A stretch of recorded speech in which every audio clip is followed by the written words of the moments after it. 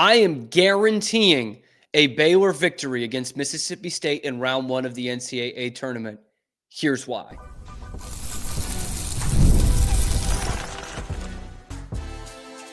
You are Locked On Baylor, your daily podcast on the Baylor Bears. Part of the Locked On Podcast Network, your team every day. Hello there, Bears fans. Welcome to another episode of Locked On Baylor, brought to you by Nissan. I am your host, Cam Stewart of ESPN Central Texas and The Cam Show on Rogue Media Sports Network through YouTube. Appreciate you guys making it your first listen today and every day. It is time for madness. Baylor and Mississippi State men's basketball round one. We're going to tell you why the Bears will be playing on Sunday after they dispatch the Bulldogs. Plus, the women actually got a pretty bad draw first round. We'll tell you why the team formerly known as the Lady Bears should be on upset alert on their own home floor. Plus, a great miscarriage of justice for the West Virginia Mountaineers, our brothers in the Big 12 Conference. Why this does matter to Baylor specifically, and why we should all be standing with the West Virginia Mountaineers in this March. All that and more coming up on this episode of Locked On Baylor. The men's team will head up to Raleigh. They will play Friday morning for us, Friday barely afternoon for them. 11:15 a.m. Central Time is when that one's going to tip off. So one of the first ones of day two of the NCAA tournament. And it's the 8-9. You know, there's not a lot that separates these teams. 29 versus 32 in KenPom. 29 is actually Baylor. 32 is Mississippi State. So there's a chance that the Bears are actually favored in this one, even though they are the lower seed. And I'm not gonna lie to you guys. At first, I just didn't like that. I just didn't like getting an SEC team round one.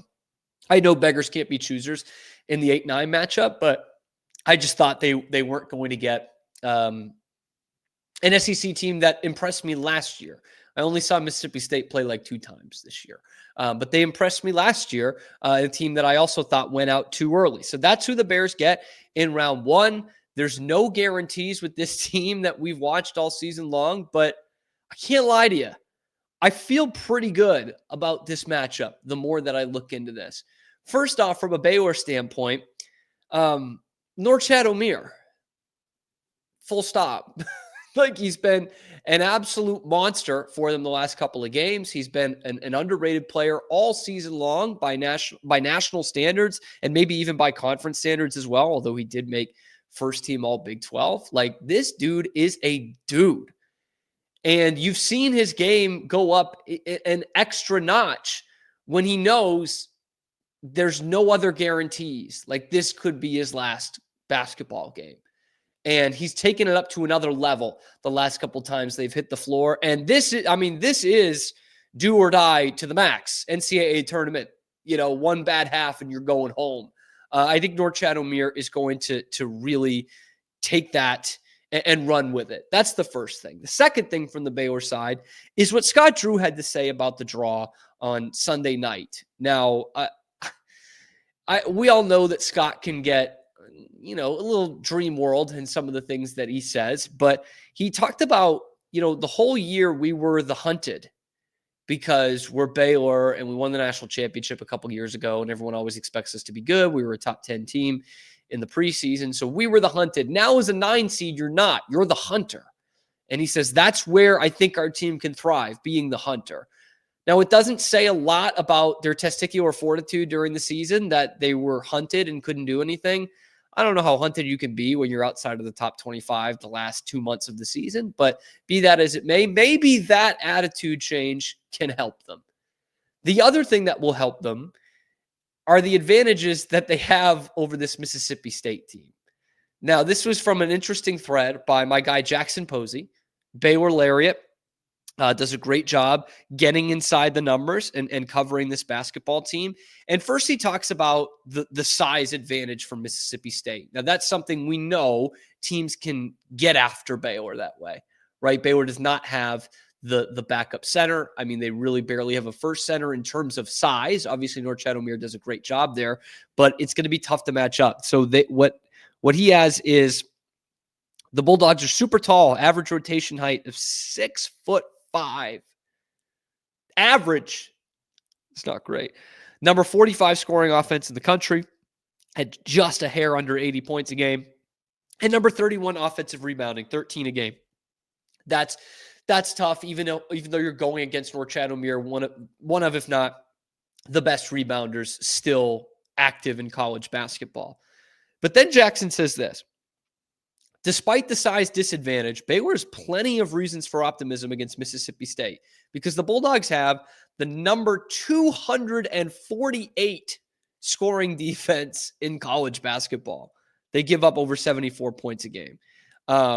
They went 5-7 in their last 12 to end the season, and they were 0 for 5 against non-LSU teams, and that was not a good LSU team at all, since February 18th. And they only had 5 games with double-digit made three-pointers in SEC play. And we know, looking at that last game against Tech, like the thing that happened for Tech is they made just enough threes in the first half. Really. I mean, they hit obviously 11 of their first 14. I think they hit 12 in the first half. Just insane numbers. And then they won by 2 points. So that went to show you they needed every bit of that crazy onslaught of threes in the first half to beat Baylor in that one. Mississippi State, by the stats here, they can't do that. And by the way, they're a lot easier to score against than Texas Tech is. Okay? Tech's an excellent defensive team. And while Baylor's had its offensive problems this year, when they face pretty bad defensive teams, they've gotten the job done. And I'm looking at teams like Kansas State, like Oklahoma State, not great tournament teams, or not tournament teams that weren't very good. But Mississippi State's defense is not tournament good. Their offense has made up for it, but they can't have that barrage of threes. If Baylor can play defense the way they have the last 3 or 4 games, when Scott Drew has said it's really felt like they've turned the corner there, they're going to beat Mississippi State. And if they get the offensive help that they got from their backcourt in the Big 12 tournament, a little bit more muted in the second game than it was in the first, but if you can have another Jaden Nunn performance the way you had against Kansas State in that first game of the Big 12 tournament, this is an easy win for Baylor if they get a performance like that. Because North Chad's going to get his double-double. VJ is going to be a huge difference maker, 15 points or more, right? And if Jaden Nunn can show up the way we know he hasn't done a ton of this year on both ends of the court, then they're going to be in a good spot. And I do say both ends of the court because he will have Josh Hubbard.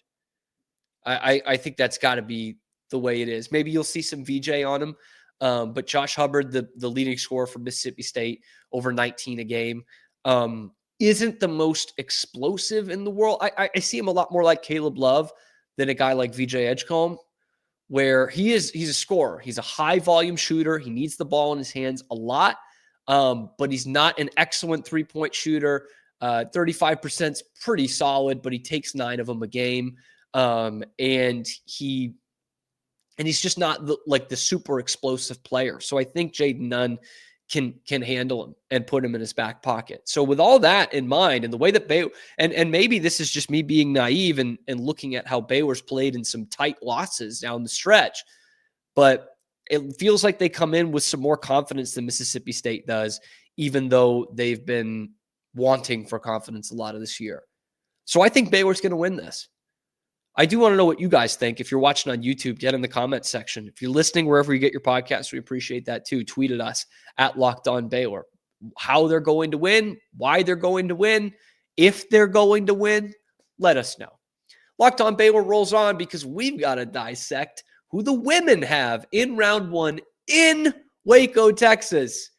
And it's honestly not my favorite draw I've ever seen. Let's talk about it next on Locked On Baylor.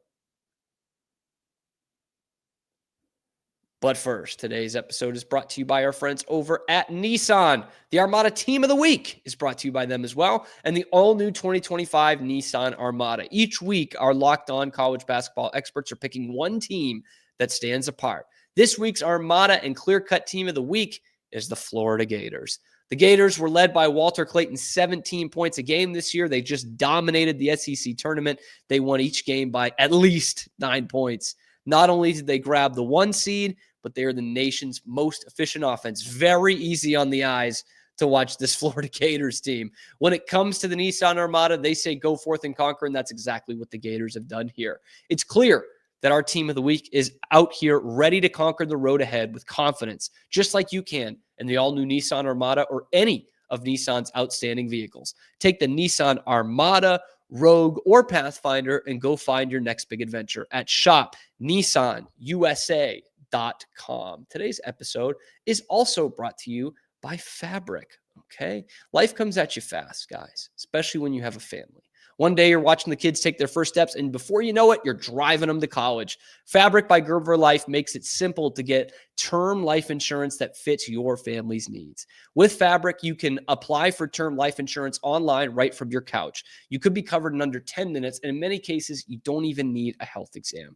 As a parent, you want to make sure your family is financially protected no matter what happens. Fabric gives you that peace of mind. It also offers free digital wills and access to investment accounts to help you plan for your children's future. So join the thousands of parents who trust Fabric to help protect their families. Apply today in just minutes at meetfabric.com/lockedoncollege. That's meetfabric.com/lockedoncollege. Policies issued by Western Southern Life Assurance Company, not available in certain states. Prices subject to underwriting and health questions. The closer we get to the NCAA tournament, I like the draw that the men got, even as a 9 seed. And while we sit and look at the Baylor women hosting, they do get that spot to play at Foster Pavilion. I don't like the draw they got at all. So they just sneak into the hosting portion of it as a 4 seed. You remember they were a 5 last year. They had to go up to Blacksburg. They got it done in the second round and moved on to the Sweet 16, but now they get the comforts of home, which I think is a big advantage. I think that's great. And I'm hoping they're going to get a great crowd there. The timing doesn't help a lot because this will be right after the men's game.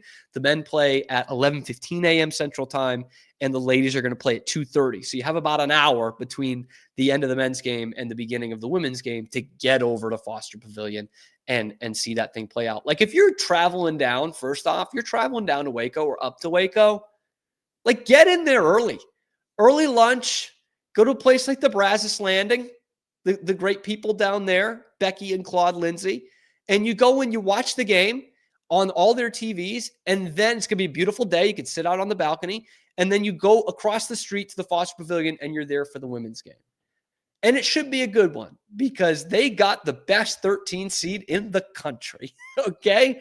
The Grand Canyon Antelopes are coming into town, coached by Molly Miller with a ton of bravado, okay? I don't like this draw at all. And people are going to be saying, Gab, it's a 13 seed. It's Grand Canyon. That's not a state. That's a landmark. How can you not like that draw? Well, mainly because, and maybe I won't have to go too much further than this, they've won 30 games in a row. 30. I don't care what conference you're in. You're a Division I team that has won 30 games in a row. That's incredible, okay? This reminds me so much of 2010 in the men's tournament with Butler. Now, Butler was a 5 seed, people conveniently forget, but they were like, oh my gosh, Butler out of nowhere. They had won 25 straight games going into the tournament. They shouldn't have been sneaking up on anybody. And I warn you against discounting this Grand Canyon team. Molly Miller was a candidate for the Baylor coaching job when Nikki Collin got it a couple years ago. And it seems like a big step down to go to Grand Canyon instead. And look what she has done. Will I say it one more time? Yes, I will. 30 wins in a row. Okay? She's not just a very good-looking coach. She's also very good at it, like really good at it. And this is going to be a great coaching matchup, man. Molly Miller versus Nikki Collin. Winner gets the winner of the 5-12 seed matchup, which doesn't have as many upsets as it does on the men's side. But I think you should be just a little bit worried about this Grand Canyon team. And you've got a Baylor team that could be wounded of confidence here. Could be. I'm not saying they are. I don't know what's going on in there. And we're certainly hoping they don't carry over their 2 championship game losses into the NCAA tournament. But there's certainly that possibility that it's lingering, that they know how it's been for them in crunch time.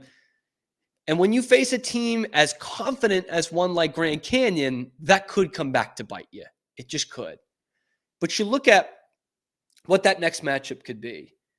Ole Miss versus Ball State, the 5-12. Ole Miss, as a 5 seed this year, not quite where Baylor was as a 5 seed last year, if you can to kind of contextualize it for the Baylor fans listening. Ole Miss this year, while barely kind of in the top 25, I think they finished that last poll at 25, 2-9 against ranked teams this year. 2-9. That's a lot of big game losses. Okay. Baylor didn't have that many. They had some losses against top 5 teams, but they didn't go 2-9 against them.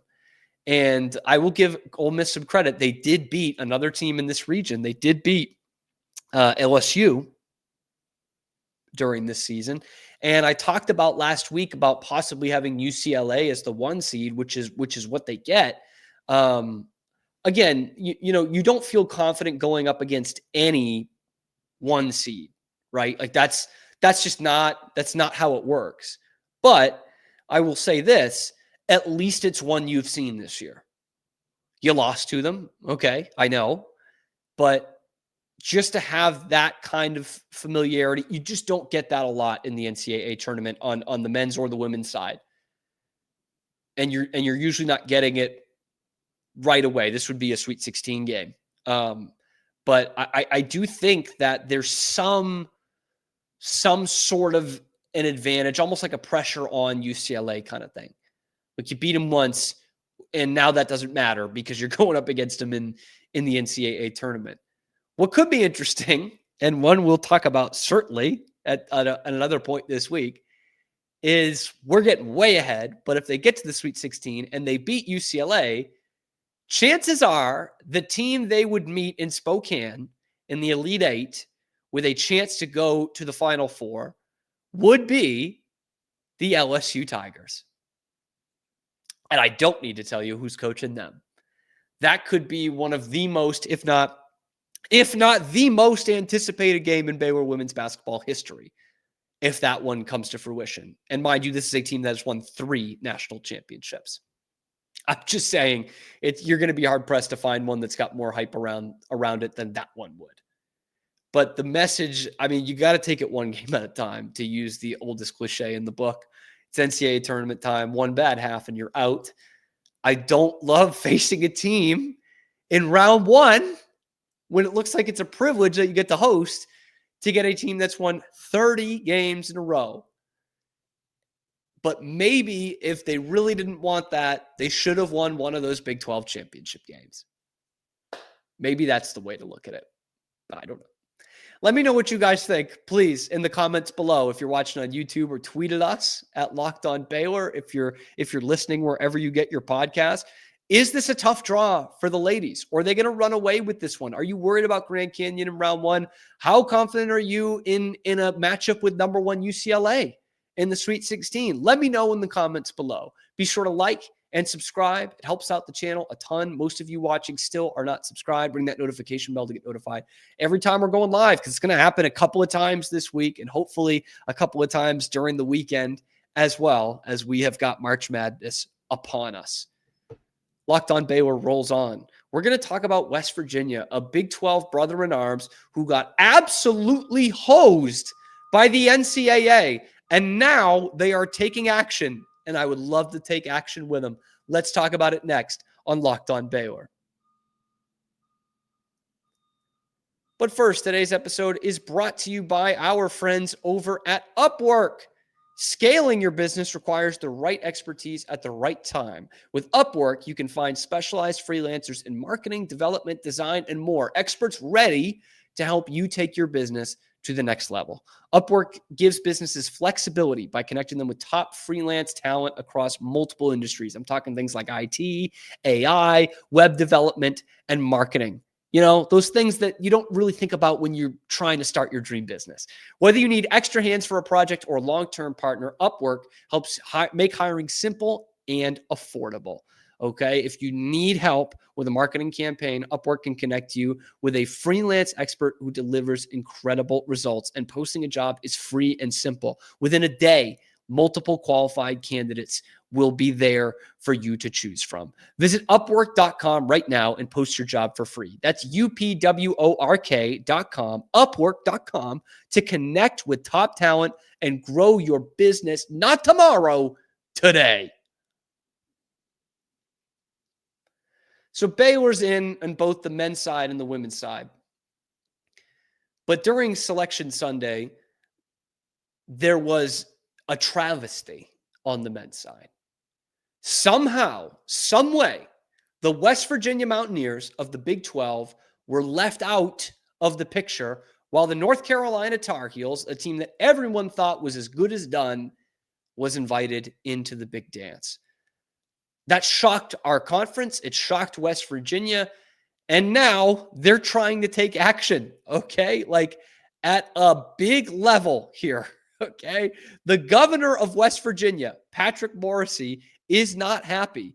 He held this press conference yesterday, and he had on the podium, it said NCAA, National Corrupt Athletic Association. And this is from Yahoo. He announced that he asked State Attorney General John McCuskey to open an investigation into the NCAA selection committee to find out whether any backdoor deals were made. And he had a statement: West Virginia deserved to be in the NCAA tournament. This is a miscarriage of justice and robbery at the highest level. And honestly, he's not wrong. This is absolutely ridiculous that Carolina gets in and West Virginia does not. You just look at the resume. I was waiting for it to come along. I thought Baylor was going to be the lowest seeded NCAA team, and it wasn't that way. And you look at West Virginia, their resume, 4 top 10 wins on the year, 4 of them, 6 quad 1 wins, and no quad 3 or 4 losses on the season. North Carolina, very publicly made aware, 1-12 in quad 1 games, 2 losses against non-tournament teams, and a quad 3 loss on there. That's incredible that they get in over West Virginia. It literally does not make any sense. And Jerry Palm of CBS Sports had my favorite quote about it. He said, "Look, I've been doing NCAA tournament bracket projections for a very long time. There has never been an at-large candidate that is so thoroughly proven it was not an NCAA tournament team, yet still gets into the field." Unthinkable. And West Virginia's just sitting at home with their arms up, and they're being told that the injuries played a factor here. Really, the injuries. Tucker DeVries, who was going to be their best player coming into this year, coach's son. That injury that he got in December, where almost all of these signature things, the quad 1 wins, the top 10 wins, happened after he got hurt, and you're going to keep them out because of that? This doesn't make any sense. The only thing that can start to make sense of this situation is why the governor of West Virginia is on board with an investigation. Because as we all know now, the chair of the committee is Bubba Cunningham, who, miraculously not in the SEC with the name Bubba, is the athletic director at, yeah, you guessed it, the University of North Carolina. Now, there are all kinds of rules in place to make sure something like this doesn't happen, where there's not this incredible bias in the room. But let's be honest here. North Carolina is one of the biggest brands in college basketball. And everyone in America saw what they did Saturday night against Duke, Friday night against Duke, and how close they got it, and that gut-wrenching lane violation at the end of the game. And I think that put just enough of a seed in the committee that they thought, this is very close to a tournament team. Let's get them in there. And it does sound corrupt, because there is absolutely zero reason that West Virginia shouldn't have been an NCAA tournament team, full stop. And there's double zero reason that North Carolina could get in over them. Like, I mean, everyone else was saying, like, Texas does get in the play-in, but like Ohio State, like that should be a team in. over North Carolina. And where is West Virginia falling into this with 19 wins on a Big 12 schedule? One of the great stories of the year in college basketball, from where they were last year to where they were in 2025, where they are in 2025. And you're going to tell them that because their second best player when it was all said and done, you're going to tell them that their best player going down in December keeps them out of the NCAA tournament in March. Baffling. Like, absolutely unthinkable. And I know they lost to Colorado in the Big 12 tournament. You know who else lost to Colorado? Baylor did, with the same amount of wins as West Virginia. Baylor's in the tournament as a 9 seed. West Virginia's not in at all. This could have very easily happened to Baylor. That's why I think you Bears fans, we need to stand with West Virginia here. I'm all in for the legal action. This is a disgrace to this great tournament that's supposed to be helping out the Cinderella, the little guy. And I'm not saying West Virginia's, George Mason of 06. They're a decent brand themselves. But it's not supposed to just prop up schools like North Carolina. And the fact that they have done that, it's honestly gross. It's a disgrace. It's sickening. It takes away all the good things that we like about this tournament. North Carolina did not earn their way into this thing. West Virginia did. Against all odds, they did. This was a team that would have forfeited the season last year if they could have. And they go and they get Javon Small. He was probably the most valuable player in the entire conference this year. They pick themselves up by the bootstraps when Tucker DeVries goes out. And they made an NCAA tournament resume. The selection committee just didn't see it. It's gross, man. And for all those people who were like, oh my gosh, I'm going to feel so bad for that Carolina player who had the lane violation to keep them out of the tournament. Oh, now we won't have to. How about feeling for Tucker DeVries here? What's the kid supposed to do? He gets hurt and his team rallies. And then you're going to tell them that they're not in the tournament because of him? That's heartbreaking, man. The guy who made the lane violation actually did something. He broke a rule. All Tucker DeVries did was get hurt, and that keeps his team out of the tournament 3 months later. It's a joke. It's an absolute joke. And we should be standing with West Virginia. All those of us, not just Baylor, who it could have well have happened to, not just Big 12, college basketball fans should be standing with West Virginia, because who knows which one of us is next. It could be you or me next year that puts together an NCAA tournament resume, but they think, we want Indiana in there instead. We want UCLA in there instead. We want Michigan State. Because who knows what they're going to do next. It's an absolute joke. It's a disgrace. Disgrace to this committee, to this tournament, to this sport. Let me know what you think in the comments below. I'm beside myself with it. I honestly, I feel for all the West Virginia people. I feel for Mountaineer Paul. I feel for the ghost of Jerry West. I feel for all these people, man. Feel bad for Keith. Well, you guys don't know. But anyway, let me know what you guys think in the comments below. Be sure to like and subscribe. It helps out the channel a ton. Most of you watching are not subscribed to the channel. We've got Baylor sports news for you every day of the week, and it's going to get even crazier with March Madness. So ring that notification bell to get notified every time we are going live. And we will see you later on your favorite show, Locked On Baylor.